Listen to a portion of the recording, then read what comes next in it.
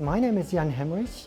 I'm working for PILLER Blowers Compressors, a German-based company, globally operating, and I'm running the local subsidiary we established about 1.5 years ago now. We are focusing on industrial heat because that is generally our core business.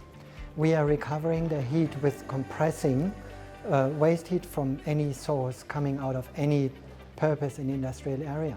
In a way, it is a business interest for us, showing what we are capable of doing here in that conference.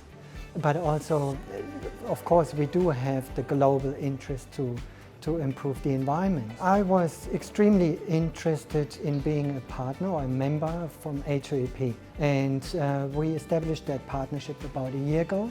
And they really do have a great network and an operation within the Oceania region, and that's extremely interesting for us.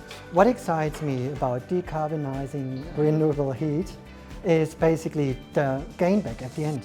It's always good what you are able to see and achieve when such a project is then put into operation. I would say it's a great opportunity for us, PILLER, to be part of a community with such a focus on the environment itself.